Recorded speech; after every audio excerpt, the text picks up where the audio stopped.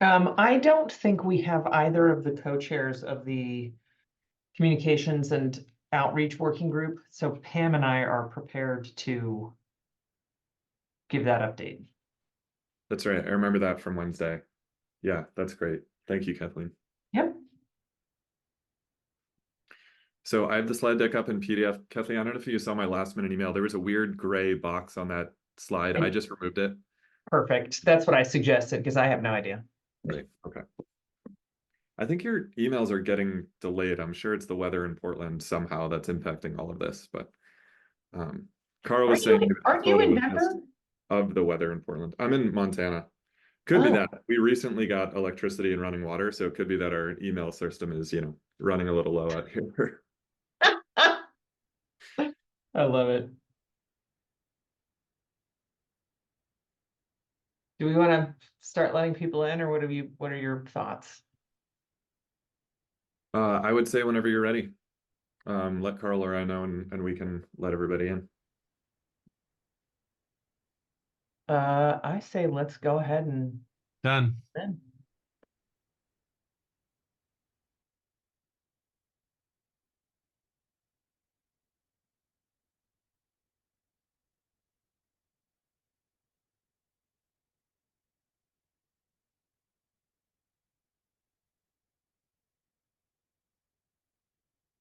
Hi, everyone. Thanks for joining us. We will get started here in another couple minutes.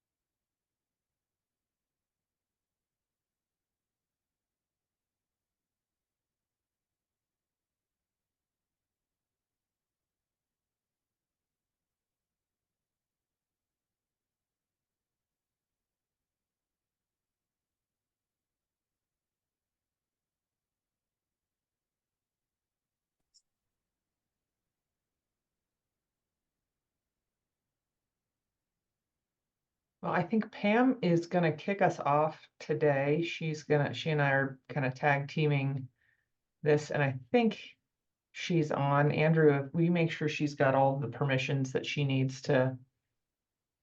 I'm here. I cannot start my video though. It took me a minute to be able to start mine. Yeah. Andrew, since you're the host, you need to make Pam the co-host, a co-host. I can't do it.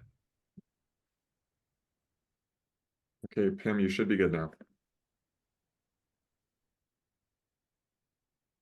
There we go.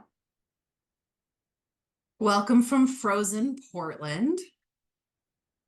We're still under a blanket of ice and snow, and hopefully we're starting to thaw and drip a little bit. But thank you all for taking the time to join us today. We're going to go through a pretty brief update on our activities. With some of the updates from our last stakeholder meeting and some forward-looking opportunities. We appreciate the time that all of you have put into attending all of our stakeholder meetings and especially submitting all of the excellent comments that we received. And we'll talk a little bit more about those comments later on in this meeting. We'll go ahead and maybe turn it over to Kathleen for the launch committee update. Great, and I echo Pam's welcome. We've got a couple of updates just sort of generally on the launch committee, and then we'll pass it over to the individual work groups. But we submitted an application to the Department of Energy yesterday.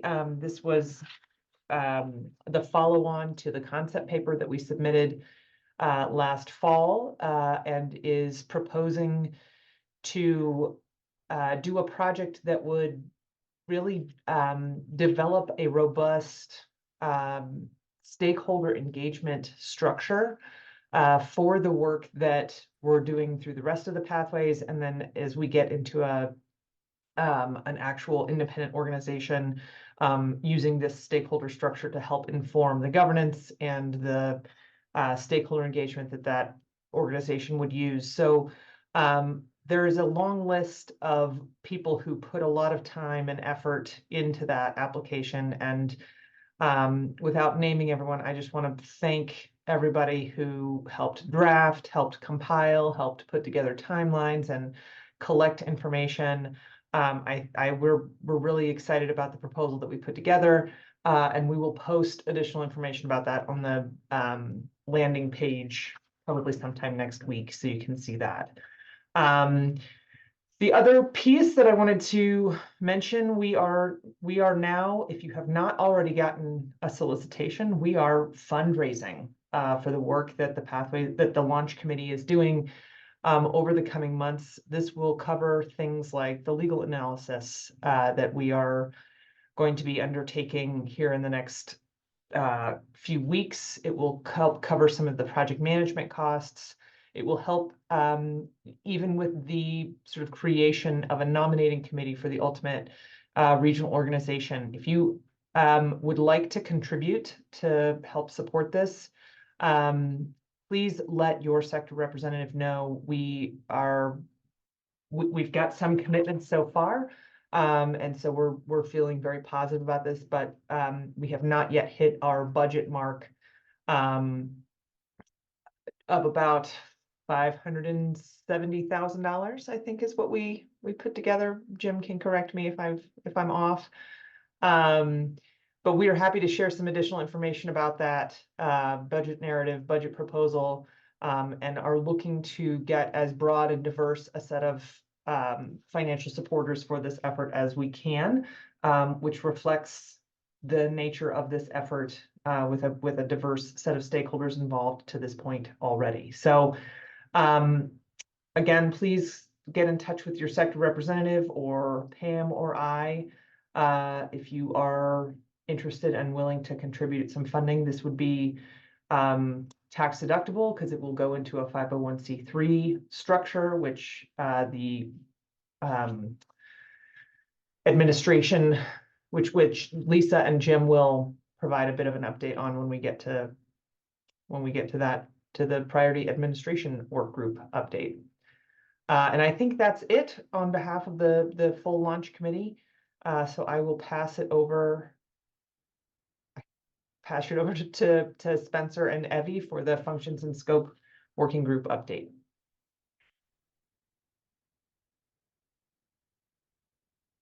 Thanks, Kathleen. Good morning. I'm Evie Call. I'm General Counsel with the California Community Choice Association, and Spencer and I are co-chairs of the Priority Functions and Scope Working Group. Since we met in December, this working group's been working on engaging legal counsel to evaluate the central and critical issues, and many of you raised them in your January 12th comments, so thank you for that. Today, what I'm going to walk through is the process that we've gone through to hire counsel, including who we selected, and I'll briefly discuss the scope of work that we've developed and continue to evolve. So we started by sourcing names for law firms within the launch committee, and it gave us ultimately a pool of about 16 law firms to consider. Then we narrowed them in three ways. First, some of the law firms that were suggested didn't meet our requirements, and those included having expertise in California energy law, FERC regulation, and California corporate governance, all of which will come into play in our analysis. We removed other law firms based on concerns expressed by launch committee members about particular conflicts or other issues. And then surprisingly, still a number of firms failed to respond or respond timely to our invitations to offer a proposal. So after all this, we were left with three firms and a small group of us, 6 of us, 7 of us, I guess, and I won't name them at the moment, but thank you guys. met with these firms. And in that process, one of them removed themselves from the running. So we were left with two. And so we spent time with them going through an anticipated scope of work to get a sense of their fluency with the issues and, you know, kind of the compatibility with the launch committee goals. So finally, we asked for both firms to provide billing rates and cost estimates. And as a result, we've selected Perkins Coie, and the team will be spearheaded by Buck Endman and Jane Ruger. And we're really confident they're going to be a great fit for the project. So as I mentioned, also as a part of this process, we've been developing an initial scope of work for what's been designated as phase 1. The first issue we plan to tackle is the most important to many of you. And the question is, where along the spectrum of options we've identified are changes in California law required in order to shift some of the existing CAISO governance authority to either the Western Energy Imbalance Market Governing Board or a new regional organization, and what are those changes? And central to this whole analysis will be California Public Utilities Code Section 345.5 and Corporations Code Section 5210, for those of you who care. And through these provisions, the CAISO has an obligation to manage the market. So we'll be assessing what management means under these statutes.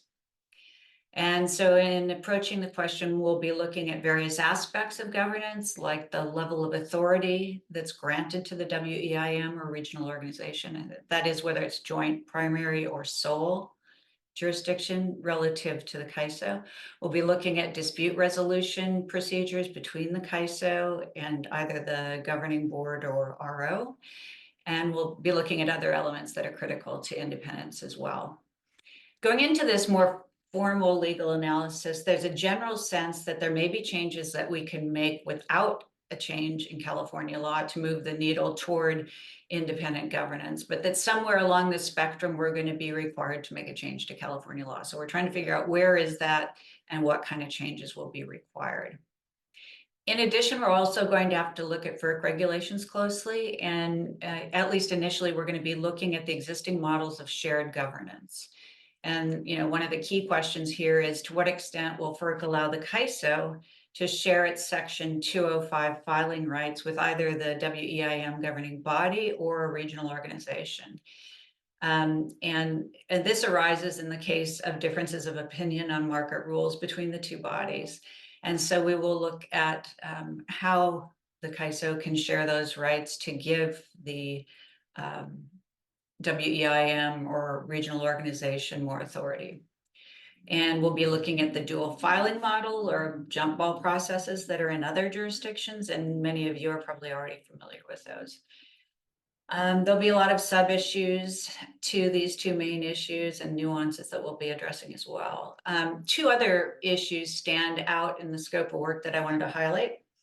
The first is that we'll be looking at legal barriers for the new regional organization to go beyond the current market scope and offer additional voluntary services. And we'll also look at any legal barriers with any of these options to evolution to a full RTO. So we're hoping to get started, as Kathleen said, on the legal analysis soon, maybe next week.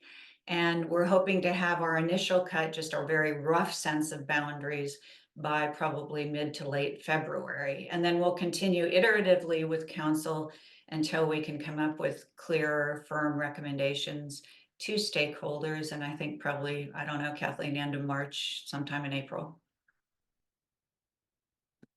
That's all I have. Awesome. Thanks, Evie.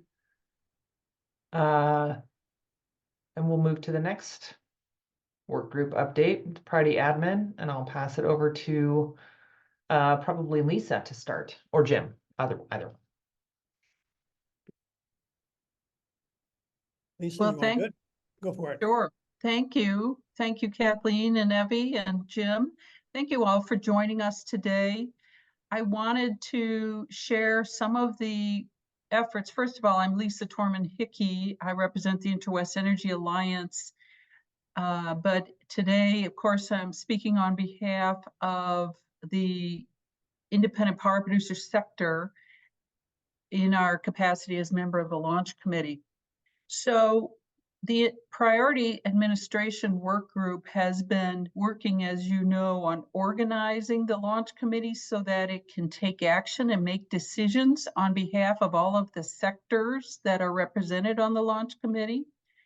And that's why we try to continue this outreach to you so that you know how to reach us and how to provide your input. But then we take that input and we want to implement the mission statement that is posted on the Weeb website and take concrete action so we can retain legal counsel to undertake the educational process we're going through. And we needed to be able to contract on behalf of the launch committee. So we have engaged Global Impact, which is acting as our fiscal sponsor, so that all funds received for launch committee activities are under their nonprofit 501c3 umbrella. Those are considered to be charitable donations. And we will use those funds to engage the attorneys and potentially to engage a project manager. I wanted to take this moment to review the timeline a little bit. So we, as you have just heard, are engaging legal counsel and will have legal opinions coming in over the next couple of months, which will then be digested and converted eventually into some sort of recommendations or decisions. Don't know where that's going yet, but we also have applied for the Department of Energy grant, as you see. That will not be funded until about June. And so then a more robust and formal stakeholder process will be underway to make further decisions and to implement recommendations.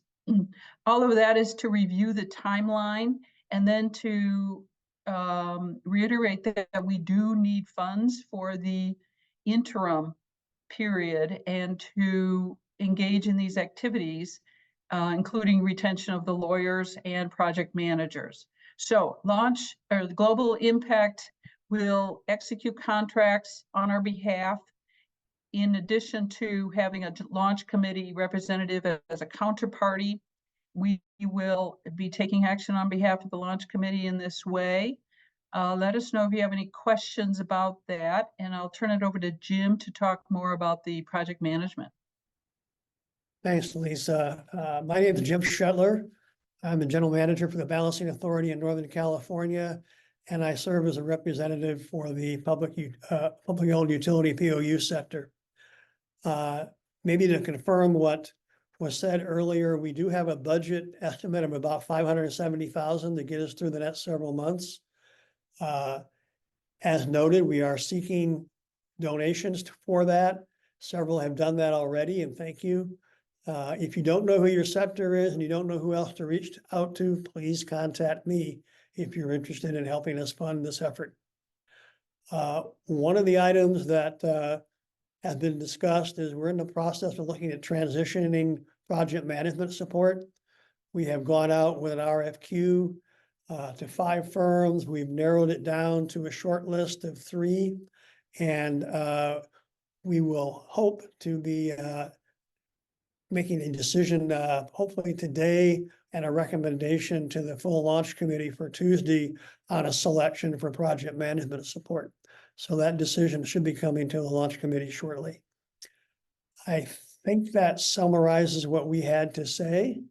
I will turn it back over to you, Kathleen. Fantastic. Thanks, Jim. Thanks, Lisa. And we'll move to the Communications and Outreach Work Group, which are co-chairs. Oh, we do have Scott. I'm glad you're here. So I'll pass it to you. Can you hear me? Yeah. Great. Scott Ranzel. I'm with Pacific Gas and Electric Company, along with Ben Otto. We are the co-chairs of the Communication and Outreach Work Group. couple of items that we wanted to talk to folks about, and then I'll turn it over to Kathleen to add to it.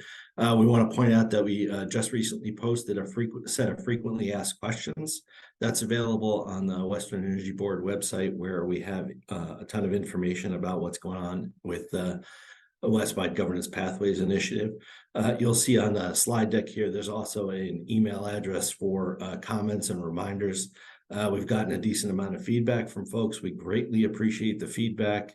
While the launch committee has a diverse and well thought about set of information, the feedback that we are getting from stakeholders about what's happening in this process is extremely valuable to us. So let me move to the key part of the communications update, which is stakeholder comments. As many of you are aware, we had a request out for stakeholder comments to give us some information about the options that were put out into the market. To date, we have received 23 sets of comments, and we want to share a big thank you for the thought, effort, and clear amount of time that was spent working to create a really robust set of information for the launch committee to consider and work through as we progress forward. It's clear to us that a lot of folks across the West spent a good deal of time working on providing us information that we can digest and utilize. So a big thank you. I will tell you the vast majority of the comments reflected support of the effort to date. And we excited and a lot of excitement around looking forward to what they expect to see in the future around the work product and the information that we hopefully will turn back to the community here soon. There was a general theme around a suggestion of a phased or a stepwise approach to achieve short-term actions within the existing legal outlines and a long-term action to achieve fully independent governance. Along that theme of fully independent governance, it was clear that the options presented a comprehensive spectrum of opportunities and challenges within each option, going all the way from what exists today out through what was labeled for us option 4, which is a very clear allocation of 205 rights to a completely independent entity, which many have expressed a desire for. So I think, a lot of the feedback was you did a good job doing it. There was certainly some helpful information around nuances to the options or pieces to consider that were more important to others, and we are certainly going to take that feedback and incorporate it in.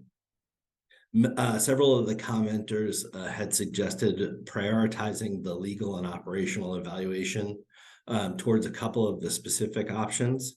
And we're trying to understand and digest that feedback, as well as several of the commenters gave us some additional criteria or evaluation elements that they felt were important that either were present but not necessarily identified as critical, or nuanced or improved looks at some of the criteria that we had identified already inside of the worksheet and the information that was provided to folks. And then several had also asked for how we would go through the evaluation, how we would weight things, how we would understand and digest the interaction, how they specifically we would think through the interactions and features. And I would look forward to more information from us on that as we start to digest not only the comments, but work through the legal analysis that's already been mentioned. It's going to become easier for us to put a weighting on and really understand how critical each of these factors is to what happens in each option. So let me stop there. Kathleen, I'm going to ask if you want to add anything to what I just shared or any of the launch committee members. Thanks, Scott. I think you covered all of it. Pam, do you have anything else you want to add? And that is all for the communications committee, and I will turn it back to Kathleen. Awesome. Pam, did you have anything else you wanted to add too? I did want to reiterate my appreciation for my appreciation for the robust and thoughtful comments from stakeholders. I especially appreciate that stakeholders took the time to comment on all of our different questions and really provided a lot of substance for each of our working groups to incorporate into our project plans going forward. So really a great opportunity to make sure that we're listening and incorporating that feedback. We really look forward to sharing some of those thoughts with you as we move forward and making sure we stay aligned with that stakeholder perspective and stakeholder feedback. Thanks, Pam. And the last thing I wanted to flag, sorry, go back. Sorry, Andrew, I'm making you dance a little bit here.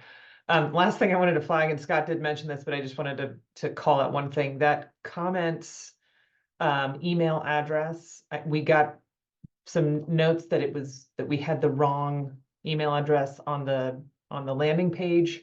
We have fixed that. So I know, so sort of acknowledging that that there were a handful of people that got error messages that came back. So that has been updated and fixed for future comment submittals. So with that, I think we can keep moving forward. So we wanted to take a moment, in part reflecting the comments that we've heard from the beginning and sort of ongoing, and check in with you, the stakeholders, to do a quick poll about the way and the amount of information that you're receiving from the launch committee. So we've got a quick couple questions.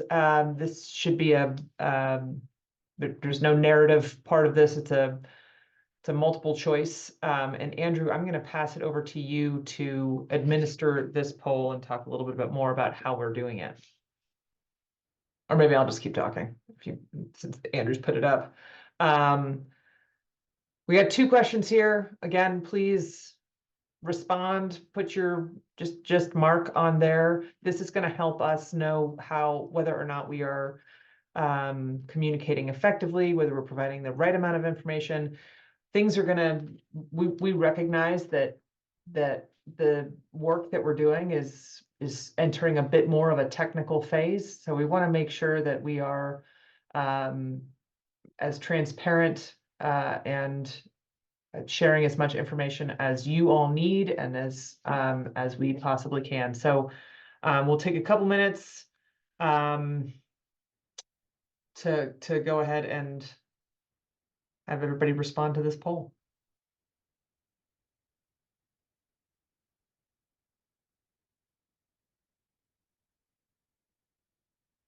Also, while everybody is filling this out, wanted to just let you know the comments that we received will be posted to the WEEB website and the Pathways landing page. They have not quite made it there yet, but they will be either later today or early next week. So we intend to continue to post those publicly too.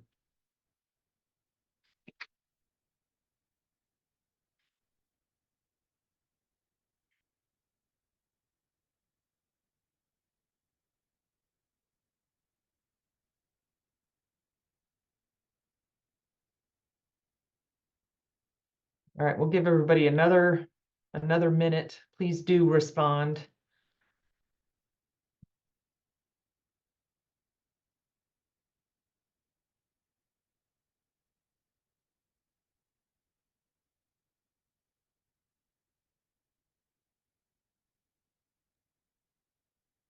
And for the folks who may be on their phone or unable to access the poll, please reach out to either Kathleen or I if you have feedback on this topic.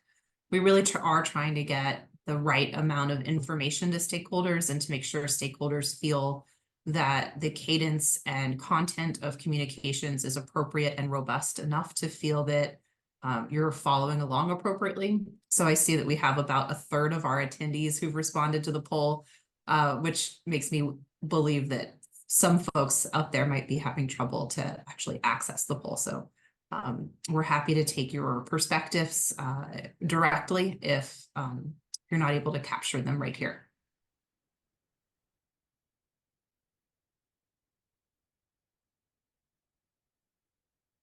All right, last chance. Forever hold your peace. Okay.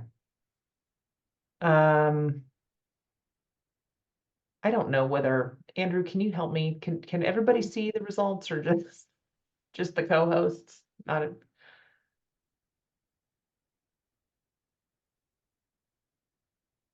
You should be able to see the results now, Okay, awesome. but please let me know if you can't.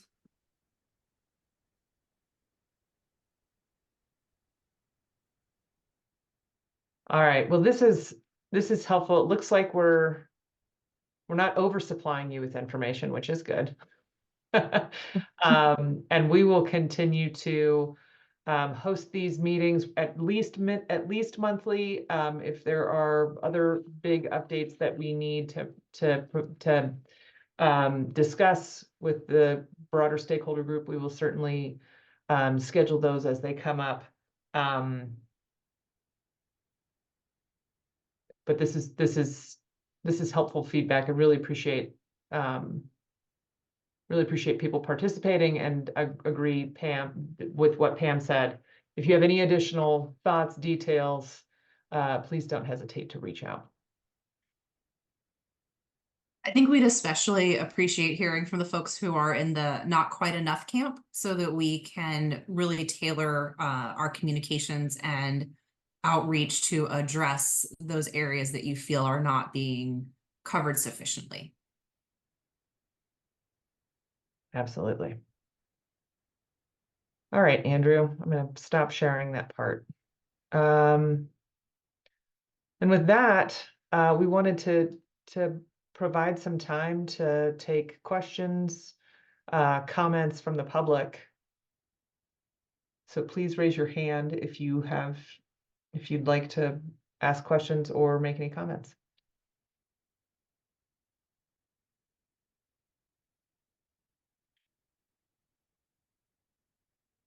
Lauren, well, Andrew, thank you. Hey, good morning. Can you all hear me? Yep. Okay, thanks. This is Lauren Tenney-Dennison with the Public Power Council. So thanks for the update this morning. I think one of the areas of the more information would be helpful. The verbal updates you gave today on the timeline, those are very helpful. Some more detail on that, and if it would be possible to provide a written reference so we could refer back to that. Could you address, I think in a previous update you had said that that the group had been aiming to stand up the regional organization by, I think, this spring, late spring. Is that still the goal? Could you talk a little bit about how that's coming together as you work through the process? Absolutely. Evie, do you want me to take this, or do you want to take this as the functions and scoping? I think you can take it. Well, you can correct me when I'm wrong. That's a good question. And this timeline piece is something that we have been trying to nail down. I think just by the nature of the complexity of these options, even some of the feedback that we just received on doing potentially a stepwise approach, we are not going to have a new independent entity this spring. I think we want to make sure we get the legal analysis done, and that is really going to help us, I think, make a more concrete decision and timeline that is associated with where we ultimately want to go with this. And I think it is also worth noting, and we've had many conversations about this as a launch committee, and I think even in the work groups, that we really want to get this right. There's a lot of people putting a lot of time and effort into this. There have been previous efforts that have taken up a lot of time and effort, and we are really committed to doing this as thoroughly and with as much input to increase our likelihood of success. So the timeline, as we originally thought, has shifted, but I think that's okay. I think that is a reflection of the thorough evaluation and work that this group is doing. Evie, I'll let you jump in here too. Yeah, I just wanted to say I agree with everything Kathleen said. And the way I think about it is we need to know the function and scope of this new entity before we stand it up. We need to have a good sense of where we're headed before we spend the time to do that. So that's really what we're aiming at now is, can we find a function and scope for the entity before we stand it up. Thanks, Abby. Good question, Lauren. Thank you. Nick? Hi, everybody. Can you hear me? Yep. Hi, so Nick Berkey from the city of Anaheim. I just want to say thank you very much for everybody and their hard work on the launch committee. I just want to reiterate, I think you made the great point was just made at the end of the comments, the last comment. But I would really, I know the launch committee is doing a lot of the legwork in the background, but I would really stress that the launch committee maybe take a look at maybe copy the ISO's stakeholder working groups.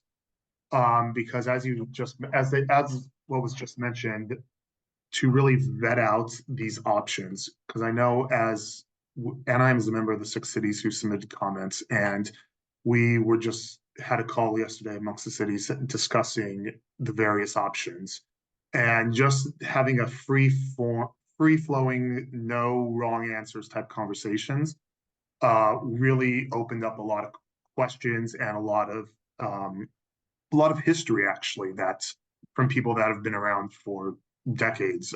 One good example, I'm not going to try to quote them exactly, but the ISO way back when actually did have a separate market operator and transmission operator, and which did not end very well. And just having that background in history and understanding what went wrong, it would be good to know.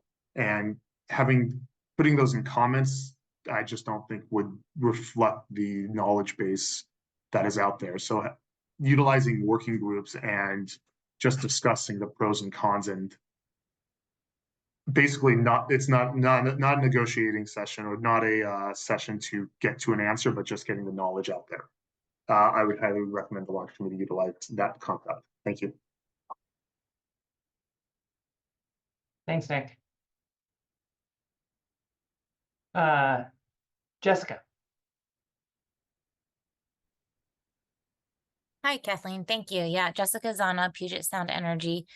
I agree with Lauren's comments. You guys are doing such a nice job of presenting the information that you have, and clearly, you know, such a high amount of work has been done, and good, you know, quality coordination and whatnot. I know for us, an area of information that's important is the disclosure of funding and who is funding and the amounts.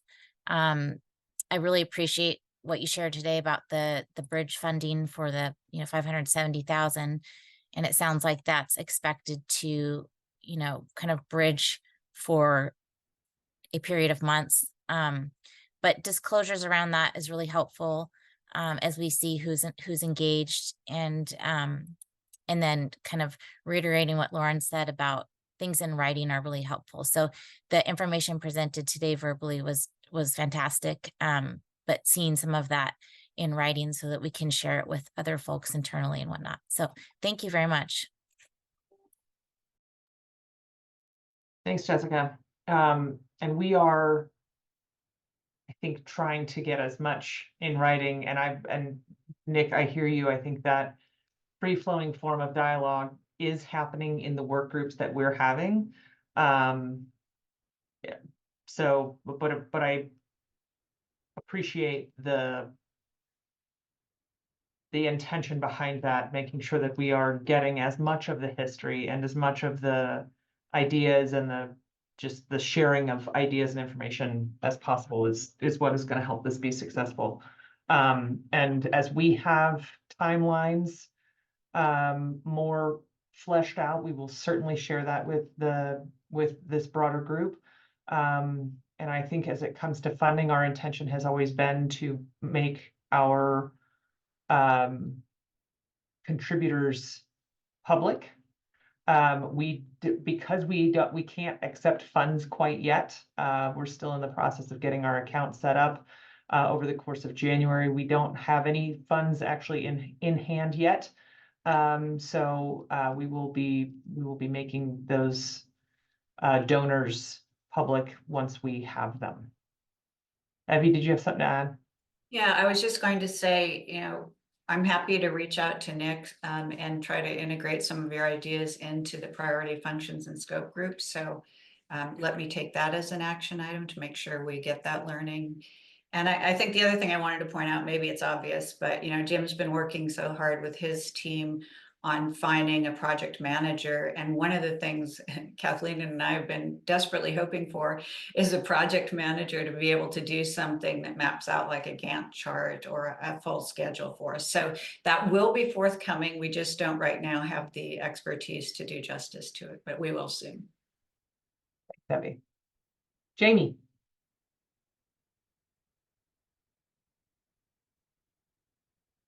Sorry, I'm struggling with the muting. I think I echoed the last two comments and also just want to commend you guys for the great job you're doing in terms of information sharing and making sure that we're up to date on a lot of things. The only thing I wanted to flag that is of importance to me is in terms of staffing and labor, the options that you presented, what that would look like for the independent entity that's going to be leading this effort. I would imagine staffing requirements would fluctuate based on each option that's been presented, because to me, that's a direct impact to what funding looks like going forward and what options that we have in terms of continued funding, whether or not, you'd be taking on the budget that Kaizo allotted towards some of the services you're going to be taking over, just to get a full view of things like that. So if you could kind of make sure you take that in consideration, update us on that, on how that looks, that would be a great, because I do see that as a critical piece of this conversation. Thank you. Thanks, Jamie. I think costs and staffing are really important components that we're looking at with all of these options. We want to make sure that we are taking into account, the potential for duplication of costs, who has these jobs today, what that looks like in the future. I think these are all really important pieces. So thanks for those comments. Anybody else have any comments or questions?